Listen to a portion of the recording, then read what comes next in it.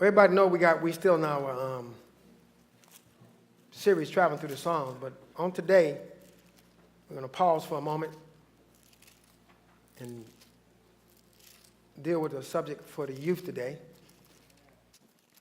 coming from Mark chapter 10, verses 13 through 16.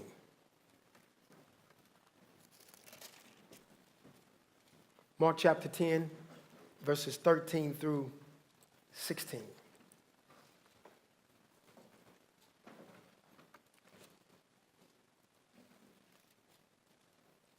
I'll be reading from the King James. If you don't have your Bible, it is up on the monitors. And it reads, "And they brought young children to him, that he should touch them. And his disciples rebuked those that brought them. But when Jesus saw it, he was much displeased. And he said unto them, Suffer or allow the little children to come unto me, and forbid them not, for of such is the kingdom of heaven. Verily and truly I say unto you, whosoever shall not receive the kingdom of God as a little child, he shall not enter therein. And he took them up in his arms and put his hands upon them and blessed them." You may be seated. If you notice these verses, 13 through 16, come right after Jesus' talk about divorce.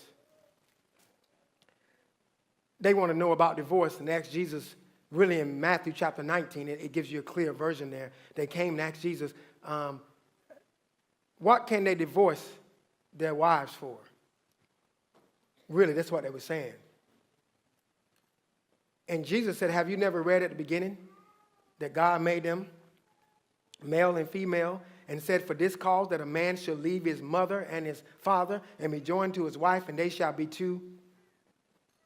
And what God has joined together, no man put asunder. But Moses said that we can give her a right of divorcement. Why did Moses say that? And Jesus said, because of the hardness of your hearts. But from the beginning, it was not so. And then if you look at Matthew chapter 19, Jesus brought in this picture about eunuchs. Some people are made eunuchs by men. Some people make themselves eunuchs for the kingdom of God's sake. And he says this, he says, not everybody can be married and not everybody can make themselves eunuchs.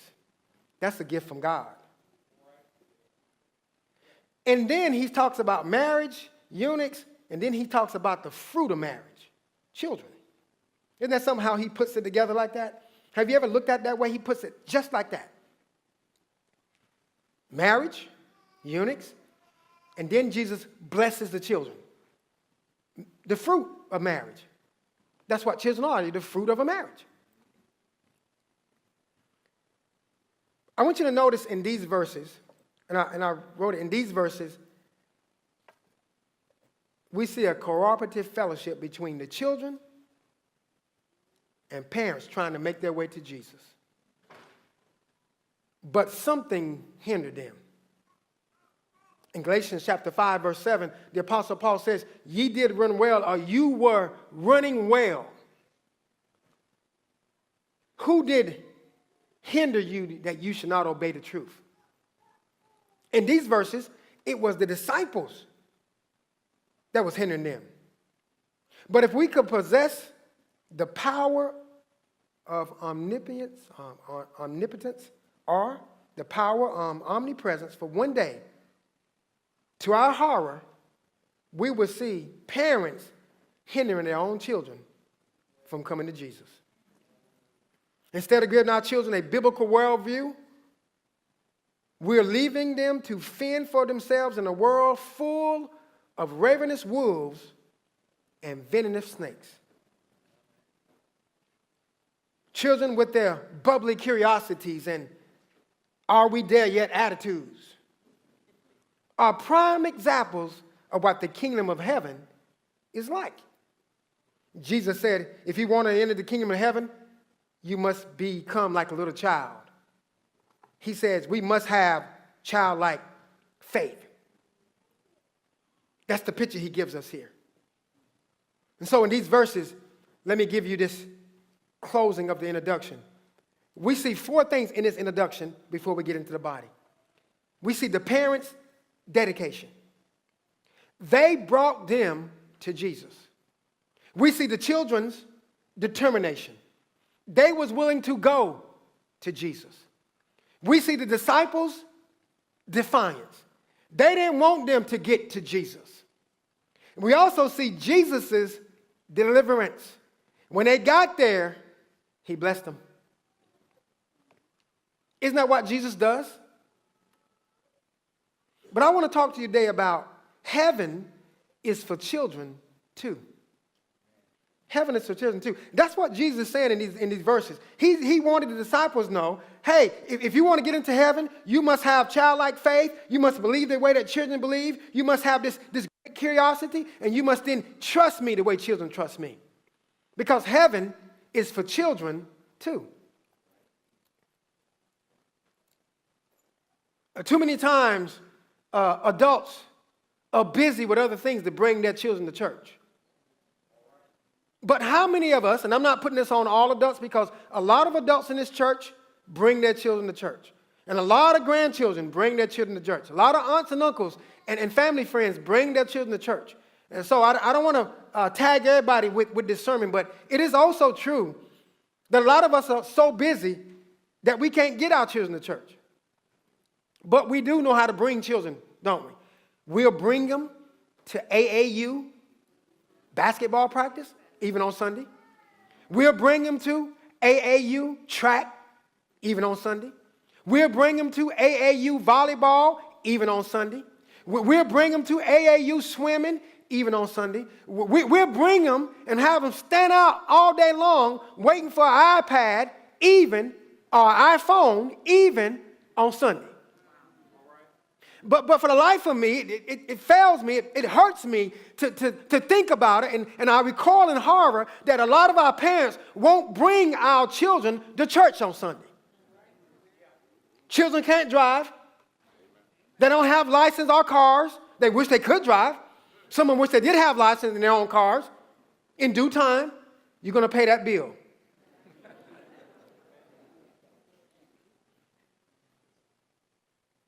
And yet, we have the one who can solve all the problems of all the people in the world, but we won't bring our children to him. We won't bring our children to him. But heaven is for children too. Small children pass away and go into heaven. Older people pass away and go into heaven. Young adults pass away and go into heaven. People pass away no matter what the age is because death is no respecter of persons. And so we have to make sure, grandparents and parents and aunts and uncles, that we bring our children to Jesus before that time comes. It's coming. I mean, I see some parents living their lives through their children. That's why we take them to the AAU track and volleyball, because we couldn't play basketball really, really well. And we live our lives through our children. And we press our children, and you're going to go practice because you signed up for that team. But in reality, you are practicing through them. You're trying to relive your life through them. And so you said, church will be there, but I need you to practice this basketball. Church will be there, but you got to swim a few more laps. Church will be there, but you got to run a few more times around the track. Church will be there, but you got to swing that bat just a little bit and catch that ball. And every day and every month that you keep them from church, they're getting farther and farther away from Jesus. And guess what happens? The world is like ravenous wolves, ready to pounce on your children, ready to take them away from what they know, like snakes, ready to strike on them and inflict them with their poisonous venom so they can act like the world, so they can be like the world, curse like the world. That man that was behind me on the plane, he was 70-some years old, and I never heard a person like that curse. And I heard a lot of people curse. He cursed his wife out on the plane several times. Big words. Y'all laughing. Y'all know what big words is. Even children know what big words are. But you see what our children have to look forward to? But God says, listen, if you get them to Jesus, I'll give them a biblical worldview. And they can realize that in the midst of all that cursing, you can still smile. In the midst of all that danger around you, you still have hope. In the midst of all that's going on, you can still trust that Jesus Christ will keep you when things are bad. But if they're far away from Jesus, how are they going to know that? So they're going to run to the dope dealer. They're going to run to the gangs. They're going to run to certain types of people because that's all they know. And then you're going to come to church and say, help me with my children. And the pastor should say, but he won't say, where were you when they were smaller?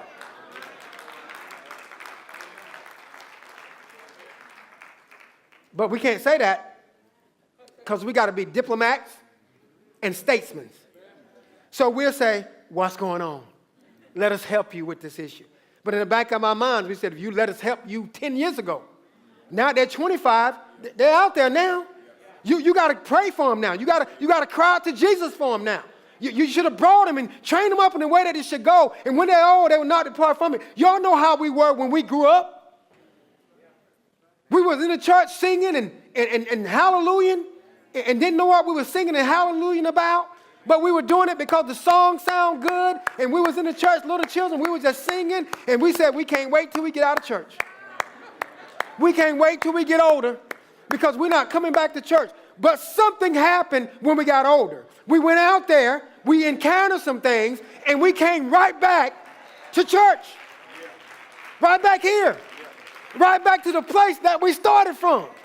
Because somebody trained us up in the way that we should go. And we got old, we got grown, we thought we can do it on our own. But guess what happened? God still had us and brought us right back to singing songs and hearing prayers and shouting and saying hallelujah. Brought us right back to the place we said we wanted to leave. He brought us right back. You better watch out how you tell God you won't do. Let me get y'all out of here, man. Heaven is for children too. But you see the introduction. But sometimes it's the children, it's the adults that will hinder the children from coming to Jesus. I'm too tired. I've been working all week. But my mom, I want to get those new Jordans at the mall. Just give me a couple hours, I'll take you. Going to the mall. Children don't have jobs, do they? Not no 9 and 10-year-old, 11 and 12-year-old. How they get Jordans?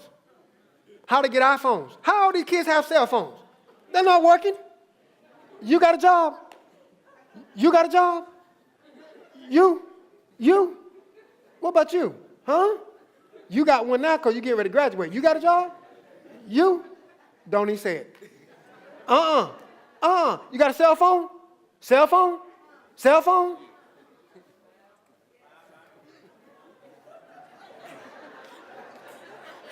You see, somebody is taking these children to get these cell phones.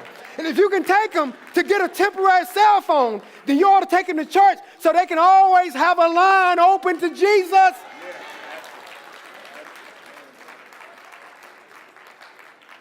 Because heaven is for children too. Look at 3 things then. In these verses, you'll see the children. Let's take the children now. The children, they wanted to see Jesus. That's the first thing. They wanted to see Jesus. Number 2, they wanted to be saved by Jesus. And number 3, they wanted to serve Jesus. Isn't that children? They wanted to see Jesus. In the very first verse it says, and they brought young children to him that he should touch them. They wanted to see Jesus personally. Even though it was children in the plural, but there was individuals, and these children wanted to see Jesus personally. It was almost like John 12:21 when the disciples, Philip was going somewhere and the people from Bethsaida came to Philip and said, we would see Jesus. These parents, these children, they wanted to see Jesus. This was a personal thing. A lot of times you think your children don't want to come to church. They do want to come to church because they want to see Jesus. You just don't want to come to church that Sunday. But they want to come. Why? Because they felt something. They personally, Jesus is attractive to them. They seen his attractiveness. It drew them. And that's why the children want to see Jesus personally, because his attractiveness drew them. They heard something about Jesus. You remember when they was feeding the 5,000, little boy just had his lunch? What was he doing there? He heard something about Jesus. His attractiveness drew him there.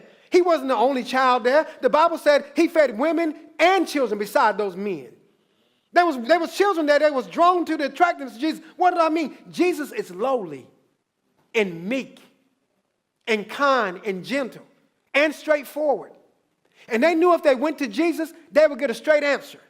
See, we'll beat around the bush with our children because we love them and we think our children are perfect. Not sinners. Don't make no mistakes.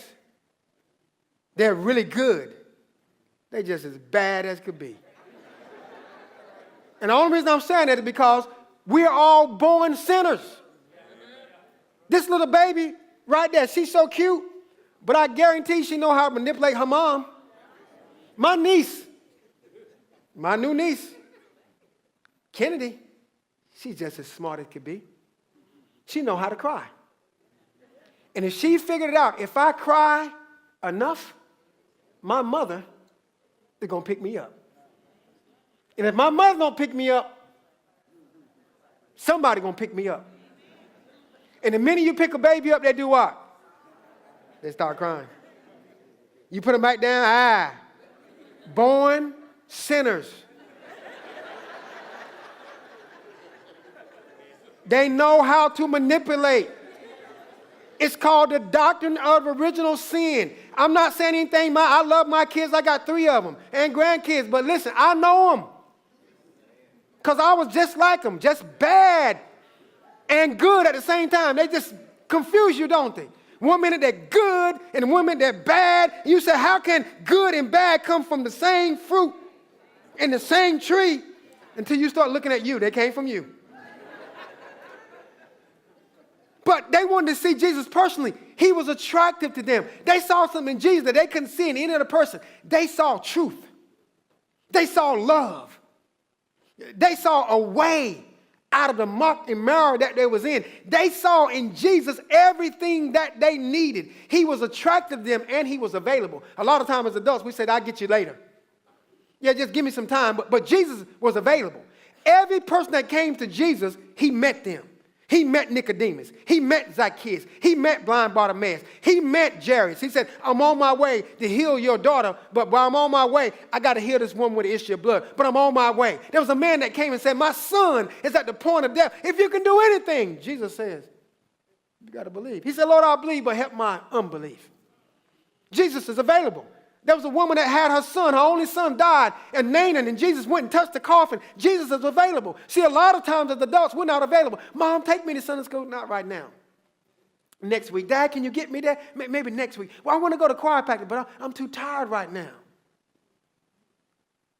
They got a picnic at the church, and I want to fellowship with some of the other kids, but we'll do it next year. That's a long time. You see what happens?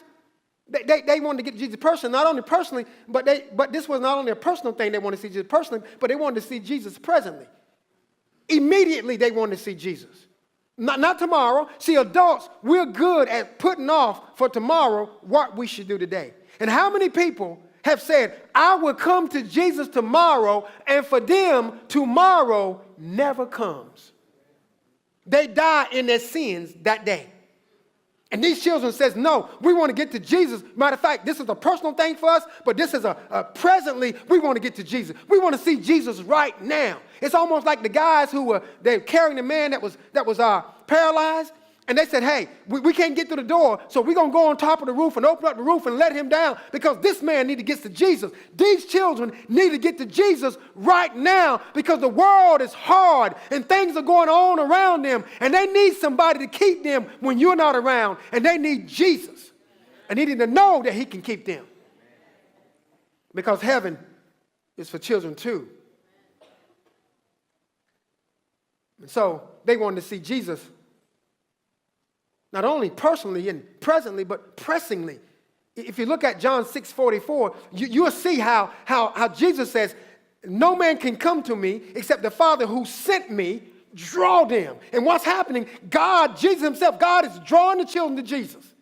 The parents were dedicated, the children was determined, and God is drawing the children to Jesus. And Jesus said, come unto me, all you that labor and heavy laden. Don't you think children have some labors and heavy laden with some things? They got stuff going on at school. People talk about you at school, right?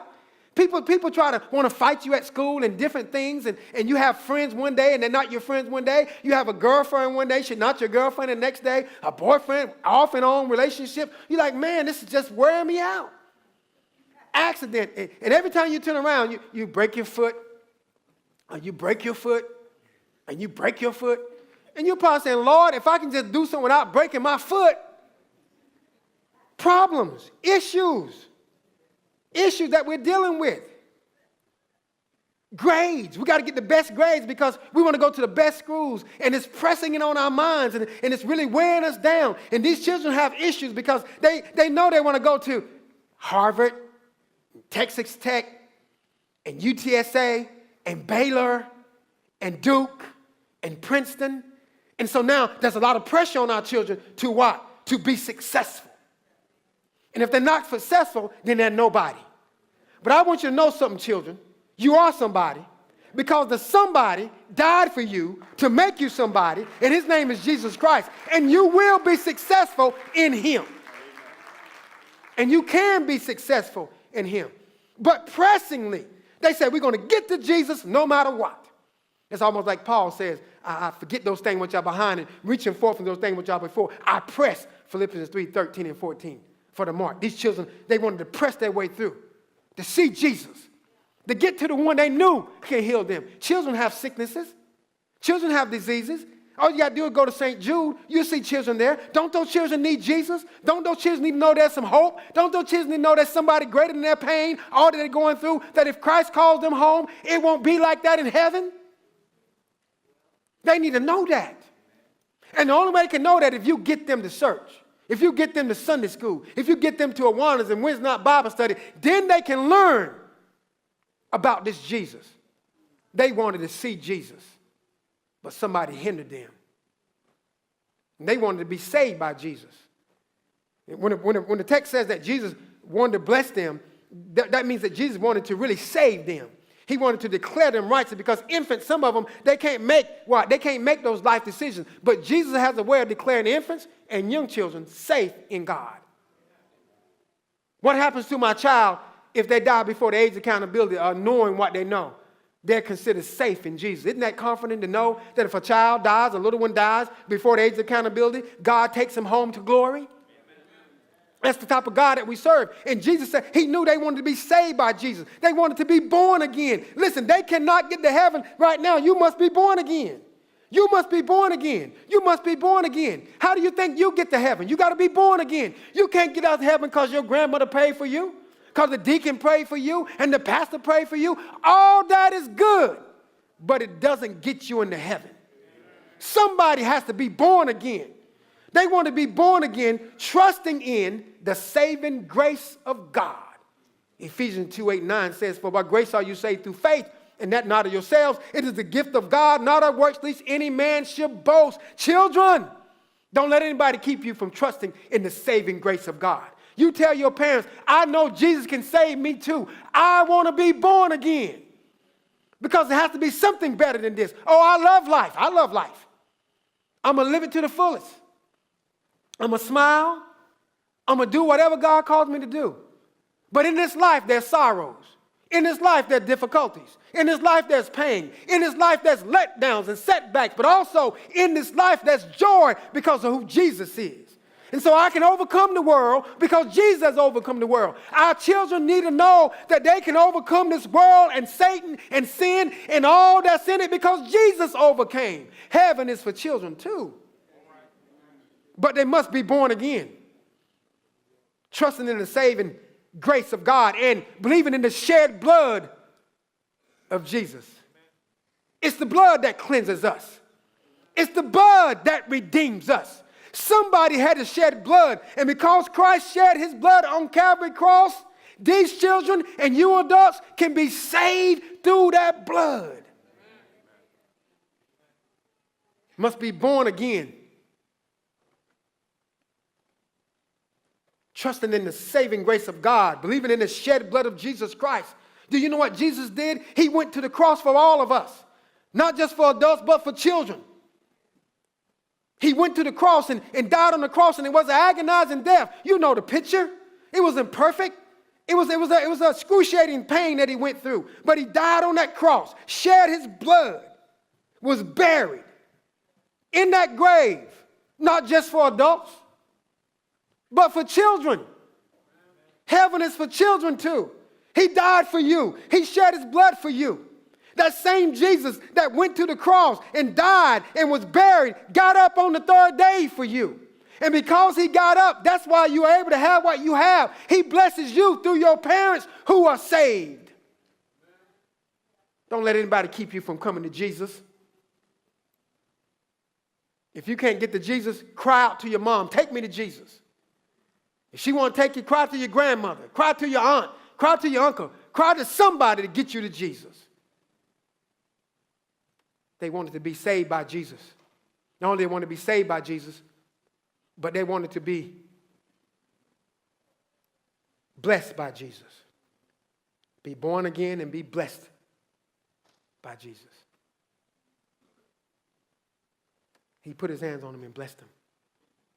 Don't you want to be blessed? Get your children to Jesus and watch God bless you. Get your children to Jesus and watch God bless you. Now, this is not one of those sermons I preached last week. I know y'all, I ain't singing. I ain't singing today. And I thank you, visitors. Thank you for coming, but this is for the children today. Now, if you want some singing, the choir going to sing next week. But I will preach. But this is for the children. I'm trying to get it to the children so they can understand that heaven is for children too. And see, a lot of times we preach and we over the children's head, but I want to put it where the rubber meets the road. Jesus, not only you must be born again, but Jesus wants to bless you.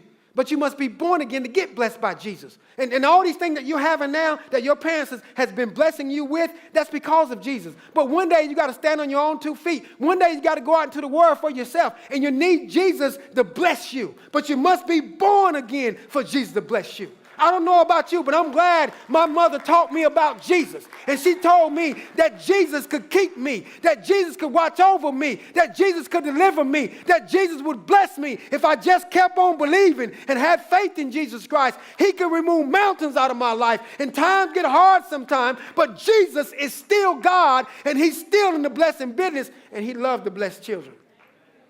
Put his hands on them. Bless them. They wanted to be saved by Jesus, to be born again, to be blessed by him. And finally, they wanted to serve Jesus. And when those children came with their parents, they wanted to serve Jesus, to walk with him. There's a great verse in Genesis 25, chapter 5, verse 24, and it says, Enoch walked with God. You know what he was doing while he's walking? He was building a relationship. Our children want to build a relationship with Jesus as they walk with him. But somebody had to get them to church so they can learn how to walk with Jesus, how to talk with Jesus. You think you're going to be with your children all their lives? Some of you said, I hope not. But guess what? Jesus is always with them. And so these children wanted to serve Jesus first by walking with him, pleasing him like Enoch pleased him. And not only that, by working with him. Children are good at bringing other children to church. I've seen it in Grace First Baptist Church. When we started our Wednesday night Bible study, Sister Gunts and I and Delisa was with us and a few parents. And we only started, my wife and Yolanda Shep, we only started with a few kids. And we ended up with 75 and hundreds of kids. And then Brother Bellamy got in the mix. And Wednesday night doing all that type of stuff. And people said, how do y'all get people, those children to come? They was leaving football practice, not even taking a shower. Am I telling the truth? Leaving basketball practice, not even taking a shower, because they wanted to get to Wednesday night Bible study. Because you know what we was doing? Giving them Jesus. We was giving them Jesus. They was walking with Jesus. They were working with Jesus, bringing other football players. Before long, the whole old fellowship hall was full on Wednesday night of children. It was full. And we just gave them Jesus. It's simple. They just need Jesus. to walk with Jesus, to work with Jesus. And then these children want to worship Jesus. One is, walking is relational. Working is motivational. Jesus motivated them, right? But worship is spiritual. They wanted to worship Jesus through their service. These children sung their hearts out a day. Isn't that worship? These children was up ushering. Isn't that worship? They were serving Jesus and worshiping Jesus. And you tell me that Christ don't want to take them to heaven? Heaven is for children too, because they're walking with Jesus right now. That they're worshiping Jesus and working with Jesus. And I want you parents to know something. When you don't bring your children to church, you do a disservice to the kingdom. Heaven is for children too. That's what Jesus was saying. That's all he was saying. In these verses, that's what he said. He said, but when Jesus saw it, he was displeased because they was trying to keep the children from him. How many of us are still doing that today? Keeping our children from Jesus. How many of us are thinking we're doing the best for our children when we're keeping them from the best? How many of us really get lazy and get tired when we don't need to be tired, when we know we're not tired, but we are tired because we claim to be tired because we don't want to bring the children to church? You just left them to Satan. You just left them to the devil. And then you start asking yourself, why do my children act like the devil? Because you left them to the devil. You haven't prayed with them. You haven't prayed for them. You haven't talked to them about Jesus. You haven't bring them. They can't even see Jesus in you sometime. And they're wanting, my mom and dad said they're Christians, but yet they don't even get up and go to church and worship Jesus. So how am I supposed to work at the Jesus that they worship when they don't even go to church? But they always talk about Jesus help me. I'm trying to make it plain today because their souls at stake. And we ought not be selfish. Because you're saved, it's okay. No, they need to be saved. They need to get to heaven. They need their sins forgiven. They need a relationship with Jesus Christ. They need to know why they're worshiping. When they're singing, they need to know who they're singing about. They need to know they're singing about this great God who saved them, delivered them, set them free, and is coming back again for them. I'm going to preach a little bit for you because I know that's what y'all want, but that's what they need. They need to know that Jesus is who he say he is. If he can do it, he will do it because he said he would do it. Let your children know that Jesus will never fail you. Let your children know that Jesus will never leave you nor forsake you. Let your children know that Jesus is the reason for all the seasons. Let your children know that you just happened on the job. God opened a door for you. God bless you. God kept you and God is keeping them. Let your children know that God is real and that God can do what he said he would do. Let your children know who God is. He's Alpha and Omega, the beginning and the end, the first and the last. Let your children know that God can do anything but fail. Open doors, close doors. Why? The earth is the Lord's and the fullness thereof. Let them know that when they need it, he has all that they need. They need peace, he has it. They need strength, he has it. They need joy, he has it. They need life, he has life in himself. They need anything, Jesus Christ has it. You got to let your children know because the world is too cold and Satan is too crafty. Let them know that he's a shield when they need him to be a shield. Let them know that he's a strong tower when they need him to be a strong tower. Let them know that Jesus Christ is a keeper. And let them know sometimes they just have to be still and let God be God. But let them know who Jesus Christ is. He's a Savior, a securer, a sanctifier. He's a keeper, I'm telling you. Let your children know what Jesus Christ can do for them. Let them know in the midnight hour when mom is not there and you at college, all they got to do is call on the name of Jesus and he'll come down. Let your children know about Jesus. And let them know that heaven is for children too.